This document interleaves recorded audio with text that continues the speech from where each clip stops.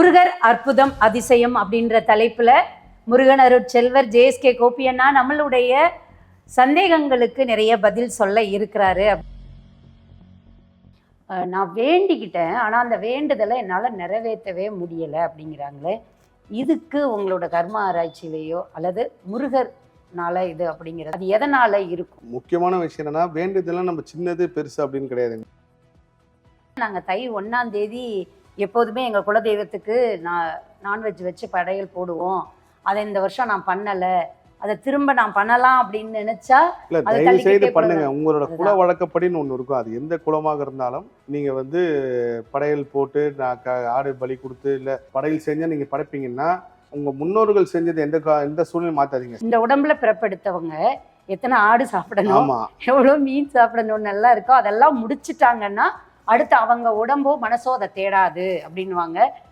நான் சமீபத்தில் கர்ம ஆராய்ச்சியில் வந்து ஒரு விஷயத்தை கண்டுபிடிச்சேன். அந்த ஃப்ரெண்ட்ஸாக கோயிலுக்கு போகிறாங்கல்ல, 5 பேர் சேர்ந்து கோயிலுக்கு போவாங்க, அறுபடைக்கு போவாங்க.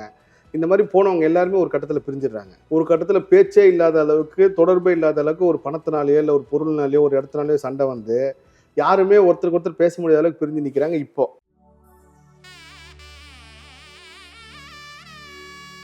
வணக்கம், ராஜலட்சுமி சிவசங்கரன்.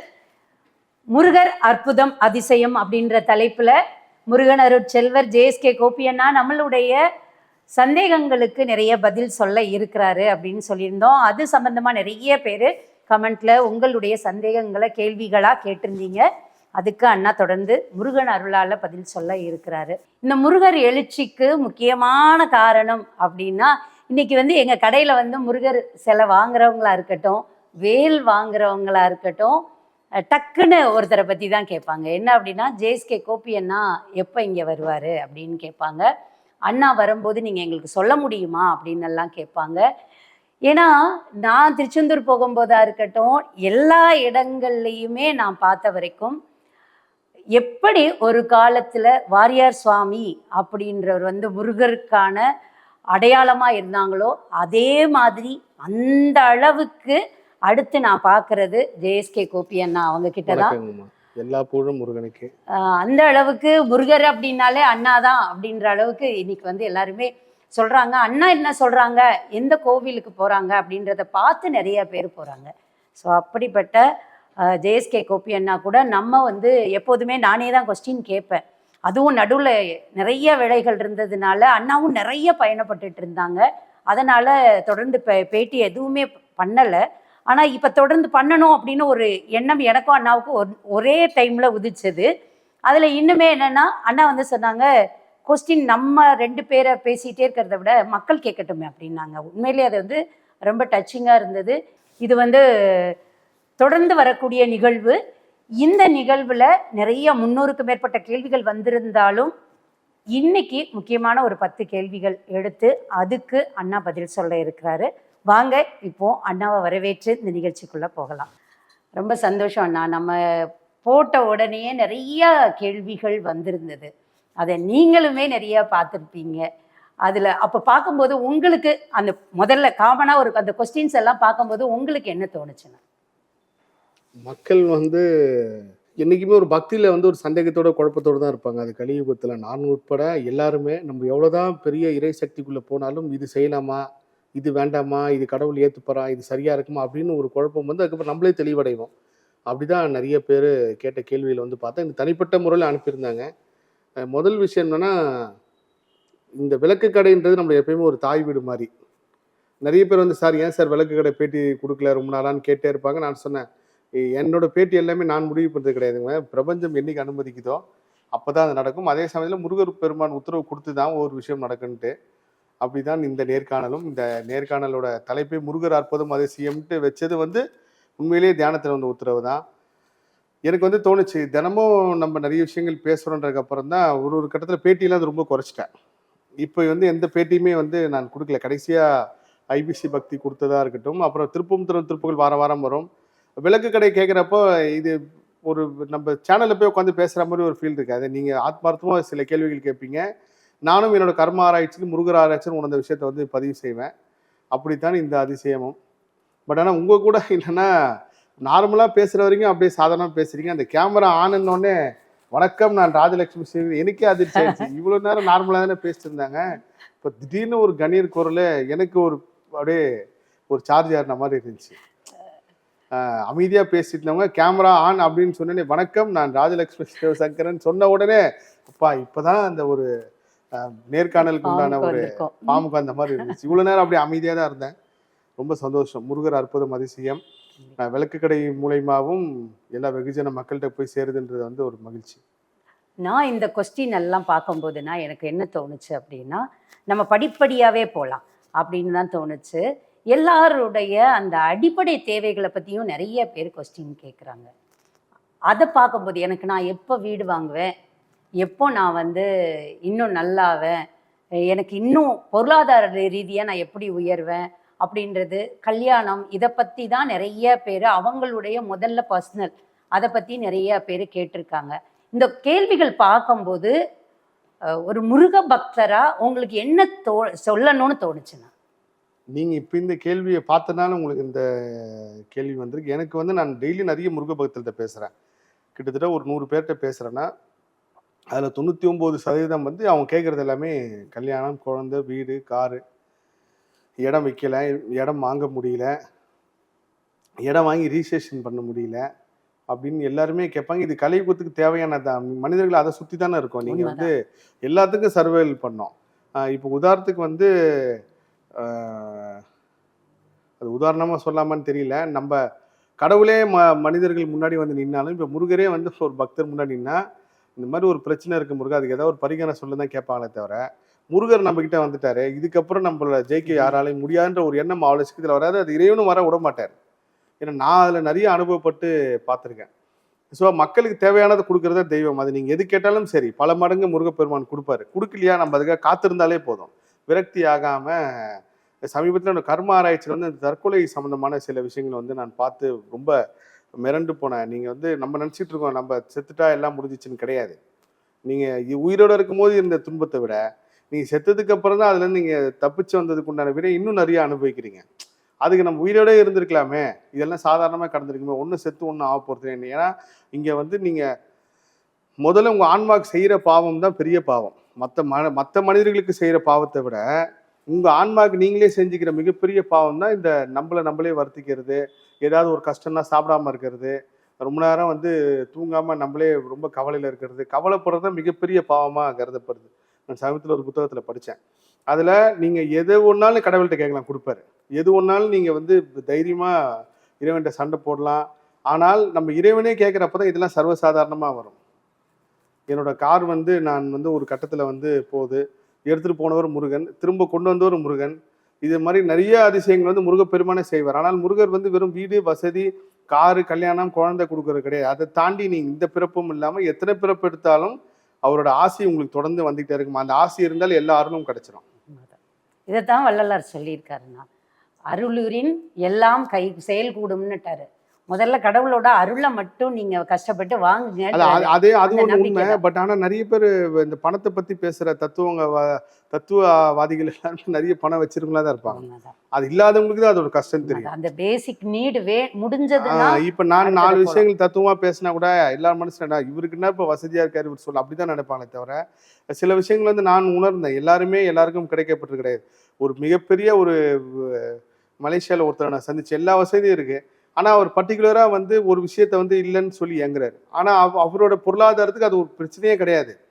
இறைவன் எல்லார் மனசுலயும் ஒரு குறையை வச்சிருக்கான்றது வந்து உண்மை. குறை இல்லாத மனிதர்களே கிடையாது. அந்த குறை தான் அடுத்ததை தேடி ஓட வைக்குது. வாழ்க்கையோட சுவாரஸ்யமே அந்த குறையில தான் இருக்கு அப்படிங்கிறதையும் அவங்க புரிஞ்சுக்கணும். எனக்கு எல்லாமும் கிடைச்சாலும் இப்ப என் மைண்டு ஃபுல்லாவே நான் இலங்கை போனோம், இமயமலைக்கு போனோம், போக முடியாம இருக்க, இவ்வளோ வேலைகள் இருக்கு, இத்தனை கடமைகள் இருக்கே, முடிச்சுட்டு போகணுன்ற ஒரு எண்ணம் மனசு தோணிக்கிட்டு தான் இருக்கு. ஸோ அந்த குறை அது பக்தியாக இருந்தாலும் சரி, பொருளாதாரமாக இருந்தாலும் சரி, இல்லை வாழ்க்கையாக இருந்தாலும் சரி. ஆனால் நான் திரும்ப சொல்கிறது என்னன்னா, ரொம்ப இதில் ரொம்ப உன்னிப்பாக பார்த்ததுன்னா குழந்தை இல்லைன்ட்டு ஏங்குறாங்க. அது வந்து நீங்கள் அப்படி ஏங்குறத நிப்பாட்டினா குழந்தைய உருவாகும். அப்போ தான் இயற்கை உங்களுக்கு அந்த கருணையோட கொடுக்கும். நீங்கள் தினமும் காலையிலேருந்து நைட்டு வரைக்கும் குழந்தைன்னு ஏங்க அந்த ஒரு இயற்கை அந்த ஒரு விஷயத்த வந்து இங்கே அடித்தாதான் இவனுக்கு வலி போல இருக்கு, அதை கரெக்டாக நம்ம செய்வோம்னு சொல்லி நம்ம ஊழ்வினை கருவினை செய்ய ஆரம்பிக்கும். குழந்தை இல்லைனாலும் பரவாயில்ல நீங்கள் நினைக்கிறப்போ இயற்கையாகவே அவங்களுக்கு ஒரு கருணையோட ஒரு கருவை கொடுக்குது. இது உண்மை. அதாவது இல்லை அப்படின்ற எண்ணம் அதை இல்லாமலேயே வச்சிருக்கு. அதை தான் நீங்கள் இவ்வளோ அழகாக சொல்லியிருக்கீங்க. அது இருக்கு, நமக்கு கிடைக்கும்ன்ற அந்த நம்பிக்கை வந்துருச்சுன்னா அதுவும் நடக்கும் அப்படிங்கிறது ரொம்ப நல்லவங்களுக்கு தான் குழந்தை இருக்காதான். ம், ம். ரொம்ப ரொம்ப புண்ணியவனுக்கு நல்லவனுக்கு தான் குழந்தை இருக்காது. ஏன்னா உங்க கர்மாவே அங்க உங்க குழந்தைகிட்ட இருந்து தான் ஸ்டார்ட் ஆகுது. நீங்க அப்படி இருக்கும்போது எந்த கர்மாவும் இல்லை, உங்களுக்கு கெட்ட கர்மாவும் இல்லைன்றப்ப நீங்க பிறந்தது ஜாலியா அனுபவிச்சுட்டு இறந்து அதுக்கப்புறம் திரும்ப அடுத்த தலைமுறையில உங்களுக்கு தேவையானது எல்லாம் கிடைக்கிறது தான் இயற்கை வந்து உங்களோட இந்த வாழ்வியல் அனுபவிக்கிறதுக்கு குழந்தை கொடுக்காம இருக்கு அப்படின்னு சொல்லி ஒரு பெரிய அறிஞர் ஒருத்தர் சொல்லியிருக்காரு. நான் பார்த்த கொஸ்டின்ல ஒரு சிலது அப்படியே மனசுல நிக்குது. நான் வேண்டிக்கிட்டேன், ஆனா அந்த வேண்டுதலை என்னால நிறைவேற்றவே முடியல அப்படிங்கிறாங்களே, இதுக்கு உங்களோட கர்ம ஆராய்ச்சியிலேயோ அல்லது முருகர்னால இது அப்படிங்கிறத நீங்க அது எதனால அப்படி, நான் ஒரு பெரிய வேண்டுதல் வேண்டிக்கிட்டேன், அதை என்னால நிறைவேற்றவே முடியல அல்லது அந்த பூஜையை எனக்கு செய்யவே முடியல அப்படிங்கிறாங்க. அது எதனால இருக்கும்? முக்கியமான விஷயம் என்னன்னா, வேண்டுதெல்லாம் நம்ம சின்னது பெருசு அப்படின்னு கிடையாதுங்க. நீங்க சாதாரணமா ஒரு ரொம்ப நெருக்கடியான சூழ்நிலை இருக்கும்போது திருத்தணியில ஒரு உண்மை முருக பக்தர் வாழ்க்கை நடந்த சம்பவம் இது. ரொம்ப நெருக்கடியான சூழ்நிலை திருத்தணிக்கு போறாரு. திருத்தணிக்கு போகும்போது அவர் என்ன பண்றாருன்னா, எனக்கு இதுல இருந்து எப்படியாவது காப்பாத்தின முருகா, உனக்கு ஒரு வெள்ளி வேல் சாத்துறேன்னு சொல்லி வேண்டிக்கிறாரு. அவர் வந்து ஒரு மாசத்துக்கு அந்த பிரச்சனையிலேருந்து வெளியே வந்துடுறாரு. ஆனா அவருக்கு அந்த வெள்ளி வேல் சாத்தணுன்றதே மறந்துருச்சு. அது மனிதன் இயற்கை சுபாவம் தான். இப்ப நான் ஒரு அம்மாவுக்கு வந்து புடவை சாத்துறேன்னு வேண்டிட்டு இப்போ வரைக்கும் அந்த பக்கம் போகும்போது ஞாபகம் வருது, வெளியே வந்ததுக்கு அப்புறம் நான் மறந்துடுறேன். ஈசிஆர்ல ஆதிபராசக்தி அம்மாவுக்கு நான் ஒரு வேண்டுதல் வைக்கிறேன், ஒரு புடவை சாத்துறமான்ட்டு. 2 நாளைக்கு முன்னாடி ஈசிஆர் போகும்போது ஆஹா அம்மாவுக்கு புடவை சாத்துறேன்னு வேண்டிக்கிட்டேமே. இது எல்லாமே நம்ம ஊழ்வினை கர்மவினை செய்யற ஒரு செயல் தான். நீங்க இன்னைக்கு ரொம்ப நம்ம நம்ம என்னைக்குமே இயற்கையை ஜெயிக்கவே முடியாதுங்க. நீங்க இயற்கையை ஜெயிக்கணும்னு நினைச்சீங்கனாலே நம்ம அணிலேருந்தே தோக்க ஆரம்பிச்சுன்னு அர்த்தம். எவ்வளவுதான் வந்து விண்வெளி ஆராய்ச்சி வானவியல் சாஸ்திரம் எவ்வளவு சொன்னாலும் எங்கேயா ஒரு இடத்துல கணிப்பு மிஸ் ஆகுது. இப்போ ஒரு 5 நாளைக்கு முன்னாடி கூட ஒரு காற்றழுத்த தாழ்வு பகுதி உருவாகுது, சென்னையில் எல்லா இடத்துலையும் மழை பெய்யும், எல்லாம் இப்போ பத்திரமா இருக்குன்னா ஒரு நியூஸ் வந்துச்சு. ஆனால் இப்போ வரைக்கும் மழை பெய்யல. இதுதான் இயற்கையோட சக்தி. அப்போ அந்த இயற்கை என்ன அப்படின்னா அதை நம்மளை மறக்க வைக்கும். மறக்க வச்சு அதை நீங்க எப்போ செஞ்சீங்களோ அதோட உங்களோட அந்த அந்த வினையோட முற்றுக்கு வந்த மாதிரி தான் ஒரு அர்த்தம். அப்போ நம்ம என்ன பண்ணோம்னா உங்களை மறக்க வச்சு சுத்தமா அது ஞாபகத்தை கொண்டு வராது. அப்படி இருக்கும்போது இவர் என்ன பண்ணிருக்காரு, அந்த வெள்ளி வேல் சாத்திரன்றதே மறந்துட்டாரு. தினம் அவர் கனவு வெள்ளி வேல் வந்துகிட்டே இருந்திருக்கு. அப்பயும் அவருக்கு ஞாபகம் நம்ம இப்படி வேண்டிக்கிட்டேமே அப்படின்னு சொல்லிட்டு அப்போ யதார்த்தமா நான் வந்து ஒரு நேர்காணல ஒரு விஷயத்த சொன்னேன். அவர் அதை பார்த்ததுக்கு அப்புறம் சேம் இதே வேண்டுதல் சம்பவம். அப்போ வெள்ளி வேல் வாங்குறாரு. வாங்கி ஆமா நம்ம சொல்றோமே சொன்னமே முருகர்கிட்ட சாத்திரன்னு சொல்லி வெள்ளி வேல்லாம் வாங்கிட்டாரு. கிட்டத்தட்ட இப்போ இன்னைக்கு 2026 நம்ம பிப்ரவரியில் பேசுகிறோமா, 7 மாசமா இப்போ வரைக்கும் ஒரு வெள்ளி வேலை எடுத்து போய் சாத்தியம் உள்ள ஒரு வீட்டிலேயே தான் வச்சிருக்காரு. ஒவ்வொரு தடையும் சாத்துறப்போ ஏதாவது ஒரு துன்பம் இறப்பு செய்தி வந்துடுது, ஏதாவது ஒரு சிக்கலை மாட்டிக்கிறாரு. கிட்டத்தட்ட அவங்களோட முக்கியமான ஒருத்தங்க இறந்து அவங்க குடும்பத்தில் மலை ஏறக்கூடாதுன்னு சொல்லிட்டாங்க. அதனால கொஞ்ச நாளும் போகாமல் இருந்தார். இப்போ வரைக்கும் சாத்தலை அவர். இன்னைக்கு நம்ம பேசுறது பிப்ரவரி 24ஆம் தேதி வரைக்கும் சாத்த முடியல. எந்த சக்தி அவரை தடுக்கிற ஊழ்வினை கர்ம வினை தான். அதனால நம்ம பொதுவாக இந்த மாதிரி வேண்டுதல் வச்சோம் அப்படின்னா எழுதி வச்சுக்கிறது வந்து ரொம்ப உத்தமம். எழுதி வச்சு நம்ம இதை நீங்கள் முருகப்பெருமான் செய்கிறேன்னு சொன்னோம் செஞ்சிடணுன்ட்டு அதே சமயத்தில் முருகனும் விட மாட்டார். நீங்கள் மறந்தீங்கன்னா கூட யார் மூலயமா அது உங்ககிட்ட கேட்டு வாங்கிட்டு வர. அது மாதிரி திருச்செந்தூரில் ஒருத்தங்க நடந்துச்சு. அவங்க ஒரு விஷயம் சாத்திரன்னு சொல்லி ஒரு வஸ்திரம் சாத்திரம்னு சொல்லி கடைசி வரைக்கும் அவங்க செய்ய முடியாமல் கோயிலுக்கு சும்மா வந்தவர் இந்த வஸ்திரத்தை திருப்பி நீங்கள் போய் உள்ளே போய் கொடுங்க அப்படின்னு சொல்லி கொடுக்க போய் நம்ம முருகருக்கு வஸ்திரம் சாத்திர வேண்டிக்கிட்டோமே பட்டு வஸ்திரம் சொல்லி அவங்க திருச்செந்தூரிலே மிகப்பெரிய ஒரு துணி கடையில் போய் அப்பயே முருகப்பெருமான் பட்டு வஸ்திரம் வாங்கிட்டு வந்து கொடுத்து சாத்தினாங்க. அந்த வந்தவர் யாரு, ஏன் இவங்ககிட்ட கொடுத்தாங்க, இது இப்போ சொல்லும் போதே எனக்கு புள்ள இருக்குது. இதுதான் தெய்வ செயல். ஸோ வேண்டுதல் தடைப்பட்டுச்சுன்னா முயற்சி பண்ணுங்க, தொடர்ந்து முயற்சி பண்ணிட்டே இருங்க. என்னைக்கா ஒரு நாள் இயற்கை அனுமதி கொடுக்கும். ஆனால் நீங்கள் முழுக்க இந்த பிரபஞ்சத்திட்ட கேட்கணும், நான் முருகப்பெருமான்கிட்ட வேண்டிக்கிட்டேன், பிரபஞ்சம் பெருசா முருகர் பெருசா அப்படின்னு கிடையாது. எல்லாமே ஒரே சக்தி தான். இயற்கையை அனுமதிச்சா மட்டும்தான் நம்ம இறைவன்ட்டே போக முடியும். நான் கண்ட ஒரு பெரிய உண்மை. ஸோ வேண்டுதல் நிறைவேற்ற முடியலன்னா வருத்தப்படாதீங்க. அதே சமயத்தில் இந்த வேண்டுதல்னு சொல்கிறப்ப இன்னொரு விஷயம் சொல்லுங்கம்மா. இப்போ நீங்கள் வந்து நம்ம தமிழ்நாட்டு பாரம்பரிய வழக்கப்படி கிட்டத்தட்ட ஒரு 80% வந்து நம்ம அசைவ படையல் போட்டு தான் வந்து சாமி கும்பிடுவோம். குலதெய்வ கோயிலாக இருக்கட்டும், எந்த கோயிலாக இருக்கட்டும். அதில் ஒரு சில பேர் வந்து கருப்பண்ணசாமி வேண்டியிருப்பாங்க, ஐயனாருக்கு வேண்டியிருப்பாங்க, குலதெய்வம் வேண்டியிருப்பாங்க. ஸோ நம்ம இந்த முருக பக்தி வந்ததுக்கப்புறம் அசைவம் சாப்பிட்றது வேண்டாமா, முருக பக்தர்கள் வந்து நான்வெஜ் சாப்பிடலாமா இந்த பெரும் குழப்பத்தில் இருக்காங்க. ஆனால் நான் வந்து தாழ்மையோடு சொல்கிறது என்னென்னா, முருக பக்திக்கும் அசைவத்துக்கும் எந்த சம்மந்தம் கிடையாது. எல்லாம் நானும் வள்ளலாரை ஃபாலோ பண்ணுறேன். வள்ளலார் சொன்ன மாதிரி நம்ம ஃபாலோ பண்ணால் நம்ம வள்ளலார் ஆகிடுவோம். அதுதான் இங்கே தான் இயற்கை ஒரு பெரிய கணக்கு வச்சிருக்கு. நம்ம சாதாரண மனிதனாக இருக்கோம். எல்லாருமே சாதாரண மனிதர்கள் தான். வள்ளலார் தெய்வத்தன்மை இறைத்தன்மை அடைந்தார். அவரை மாதிரி நம்ம மாறணும்னா சில விஷயங்கள் கடந்து தான் போய் ஆகணும். அதுக்காக நீங்க சாப்பிடாம இருங்கன்னே தவிர, முருகரை கும்பிட்றனால நீங்க இப்போ மதுரையில ஒரு அம்மா வந்து ரொம்ப சிக்கா இருக்கும்போது 18ஆம் படி அழகர்ட்ட போய் வேண்டிக்கிட்டாங்களாம். இந்த மாதிரி நான் வந்தா ஒரு கடா பலி கொடுக்குறேன் உங்களுக்கு அப்படின்னு சொல்லிட்டு. இப்போ அவங்க முருகனை ரொம்ப டீப்பா வந்ததுக்கப்புறம் செய்யலாமா வேண்டாமான்னு சொல்லி ஒரு பெரிய குழப்பத்தில் இருந்தாங்க. நான் சொன்னம்மா உங்க முருக பக்தி உண்மை இல்லை, உங்களுக்கு நான் சொன்னாலும் நீங்க கேட்க மாட்டீங்க, ஏதோ ஒரு பெரும் குழப்பம் இருக்கும், நீங்களே ஆம் இல்லைன்ட்டு முருகன் முன்னாடி எழுதி போடுங்க. ஆமன் வந்துச்சுன்னா உங்க வீட்டில் நிறைவேற்றுங்க, இல்லைன்னு வந்துச்சா ஓகே அது முருகரை தானே நீங்க அந்த நம்பிக்கை தானே செய்றீங்க அப்படின்னு சொல்லி நான் அவங்ககிட்ட சொன்னோன்னே அவங்க வீட்டு முள்ள அந்த வீட்டுக்குள்ள அவங்க நல்லா முருகர் பூஜரமே ரொம்ப பிரம்மாண்டமா வச்சிருப்பாங்க. முருகர் முன்னாடி எழுதி போடுறாங்க, ஆம் வந்துச்சு. போய் அதுக்கப்புறம் அவங்க வீட்டுக்கு நிறைவேற்றிட்டு வந்தாங்க. நீங்க வேண்டுதல் என்ன சொல்றீங்களோ, நீங்க என்ன கேட்குறீங்களோ, ஏன்னா நீங்க வடப்பள்ளி கோயில் உருவாக்கின அண்ணாசாமி நாயக்கர் வந்து நாக்க வந்து பாடம் கொடுத்தாரு வேண்டுதலா. நீங்க என்ன சொல்றீங்களோ அது சின்னதோ பெருசோ அதை செஞ்சிருங்க. அது வந்து நீங்க தப்பிச்சீங்கன்னா கண்டிப்பா இன்னொரு பிறப்பாதான் எடுத்து நீங்க அதை செய்வீங்க.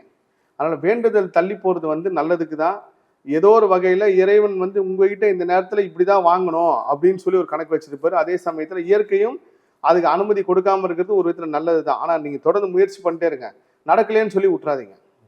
நீங்க இப்போ சொன்ன பதில்லையே இன்னொருத்தர் கேட்ட கேள்விக்கும் சேர்த்து ஆன்சர் பண்ணிட்டீங்க. ஒருத்தர் கேட்டிருக்காரு, நீங்க தைப்பூசத்தோட நான் வந்து விரதம், நீங்க 48 நாள் விரதம் இருக்க சொல்லிட்டீங்க, நாங்க தை 1ஆம் தேதி எப்போதுமே எங்க குலதெய்வத்துக்கு நான்வெஜ் வச்சு படையல் போடுவோம், அதை இந்த வருஷம் நான் பண்ணல, அதை திரும்ப நான் பண்ணலாம் அப்படின்னு நினைச்சா இல்ல, அதை தயவு செய்து தள்ளிக்கிட்டே பண்ணுங்க. போடலாம். உங்களோட குல அதுதான். வழக்கப்படின்னு ஒண்ணு இருக்கும். அது எந்த குலமாக இருந்தாலும் நீங்க வந்து படையல் போட்டு ஆடு பலி கொடுத்து இல்ல ஏதாவது ஒரு அசைவ படையல் செஞ்சா நீங்க படைப்பீங்கன்னா உங்க முன்னோர்கள் செஞ்சது எந்த சூழ்நிலையும் மாத்தாதீங்க. சாப்பிடுங்க, சாப்பிடாம இருங்க, அது உங்களோட விருப்பம். சமயத்துல பாதாள செம்ம முருகர் கோயிலுக்கு நான் போயிருந்தேன். அங்க கருப்பண்ணசாமி இருக்காரு.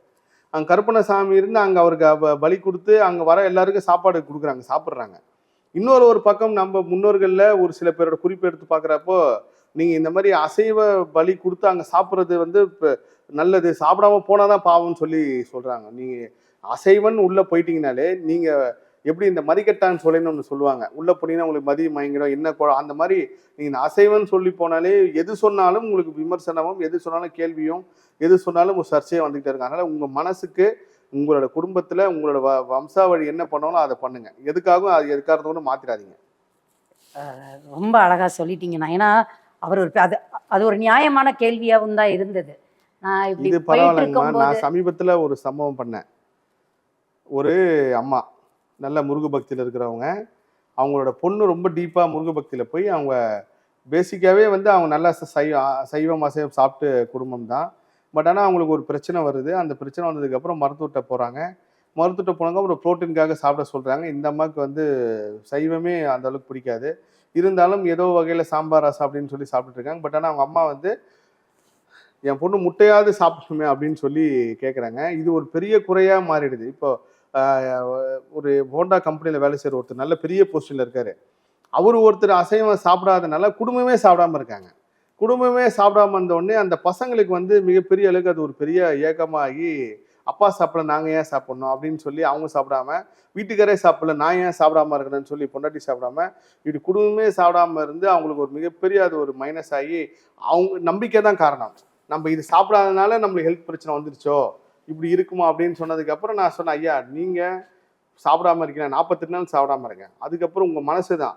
ஒருவேளை நீங்க வேணான்னு சொன்னா வீட்டுல யாரையுமே புஷ் பண்ணாதீங்க, அவங்களை சாப்பிடாம இருந்தா. உணவு வந்து அவரவர் உரிமை தான், எதை சாப்பிடணும் எதை சாப்பிடக்கூடாதுன்றது. நீங்க ஒருத்தர் சாப்பிடாம இருக்கனால குடும்பமே சாப்பிடாம இருங்கன்னு சொல்லி அவர் நிறைய கண்டிஷன்லாம் போட்டிருக்காரு. அதுக்கப்புறம் நம்ம சொன்னதுக்கு அப்புறம் சேம் அதே அவர்கிட்டையும் அதான் சொன்னேன், நீங்க முருகரை நம்புறீங்களா, முருகர் முன்னாடி எழுதி போடுங்க, வீட்டுல சாப்பிடலாமா, அப்போ அவங்க சாப்பிடலான்னு தான் வந்துச்சு. ஸோ நீங்க நம்ம தனிப்பட்ட நபருக்காக எந்த ஒரு விஷயத்தையும் உணவு விஷயத்தையும் யார் வாழ்க்கையிலும் போய் மாற்றவே கூடாது. என்னோட உதவியாளர் இருக்காரு, அவர் அசைவம் சாப்பிட்டா போய் சாப்பிடுவாங்கன்னு சொல்லுவேன். அது அவரோட விருப்பம், அவர் சாப்பிட்டா தான் ஸ்ட்ராங்கா இருக்குன்னு நினைச்சிட்டு இருக்காரு. அவரை போய் நான் சாப்பிடாம இருக்குன்னு சொன்னதான் பெரிய பாவமே.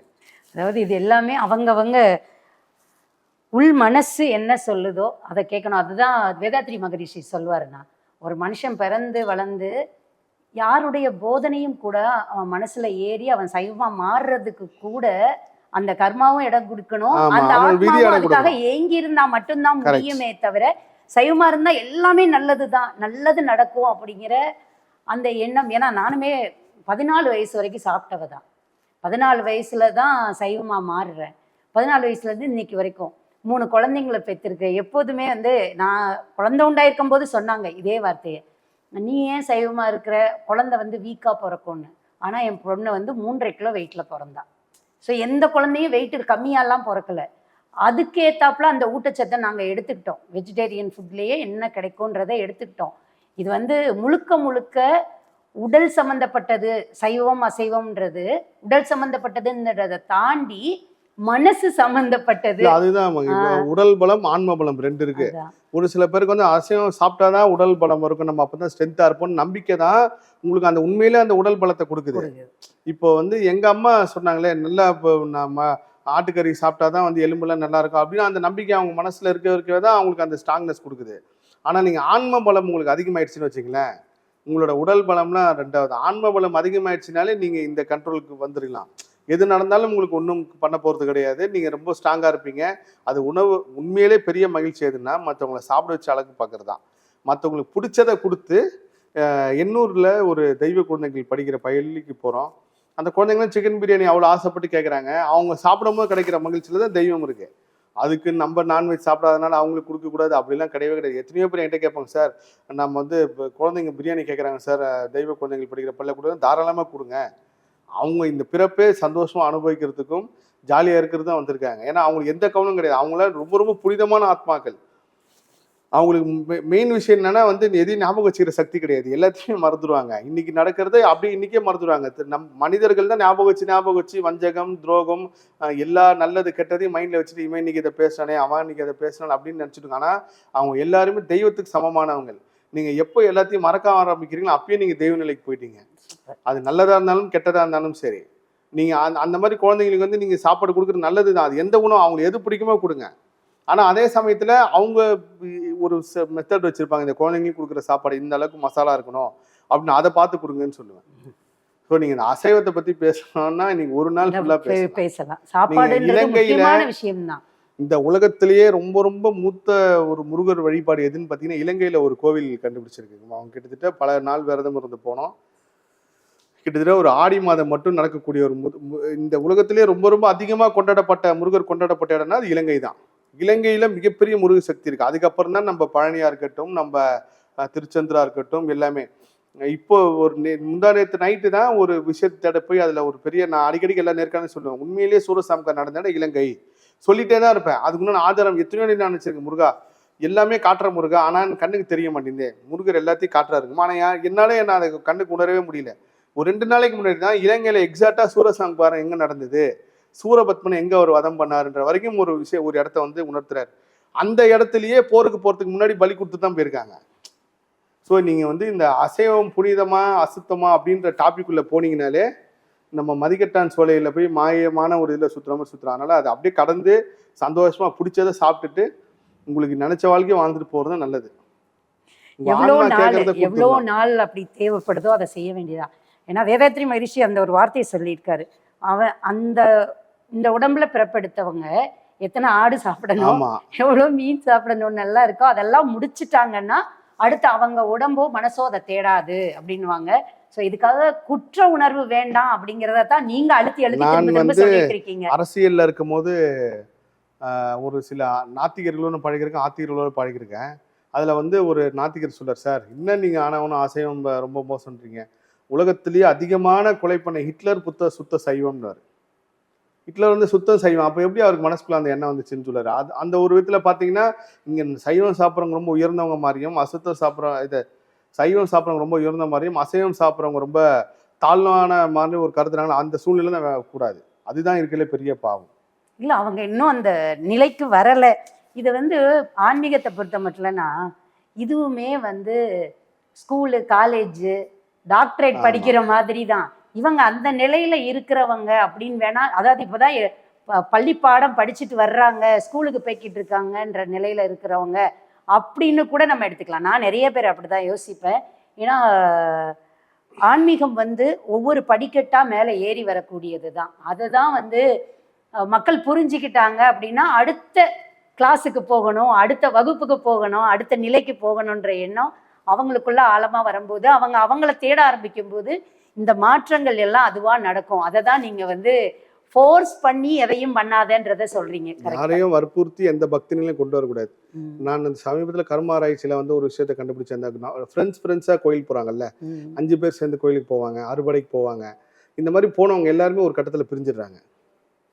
ஒரு கட்டத்துல பேச்சே இல்லாத அளவுக்கு, தொடர்பே இல்லாத அளவுக்கு ஒரு பணத்தினாலேயோ இல்ல ஒரு பொருள்னாலேயோ ஒரு இடத்துனாலேயோ சண்டை வந்து யாருமே ஒருத்தருக்கு ஒருத்தர் பேச முடியாத அளவுக்கு பிரிஞ்சு நிக்கிறாங்க. இப்போ மேபி இந்த காணொலி பாக்குறவங்க இந்த மாதிரி நடந்திருந்தால் கமெண்ட் பண்ணுங்க. அப்பதான் நான் கர்ம ஆராய்ச்சியில நான் கண்டுபிடிச்ச உண்மையா இல்ல நம்மளுக்கு அது தவறான்றத உணர வரும். ஆனால் 99% உண்மைதான். நீங்க விதி வேலை செய்தா, ஊழ்வினை கருமனை இருக்கா, பிரபஞ்சம் நம்மளை பார்த்துட்டு இருக்கான்றதுக்கு உணரணும்னா நீங்க என்ன பண்றீங்கன்னா, சாமி பக்தியில ஒரு ஆளை வற்புறுத்தி கோயிலுக்கு கூட்டு போங்களேன். வற்புறுத்தி நீ வந்தே ஆகணும், உன்னோட ஒட்டுமொத்த செலவை நான் பார்த்துக்கிறேன் வா அப்படின்னு சொல்லி இங்க இருந்து திருச்செந்தூருக்கோ இல்ல பாணி கூட்டு போயிட்டு வாங்க. கூட்டு போயிட்டு வந்து ஒரு 48 மணி நேரத்துல அவருடைய எல்லா ஊழ்வினையும் கர்மனையும் மாதிரி அது உங்களுக்கு ஒரு மிகப்பெரிய வேதனையா ஏதோ ஒரு விதத்துல காட்டும்.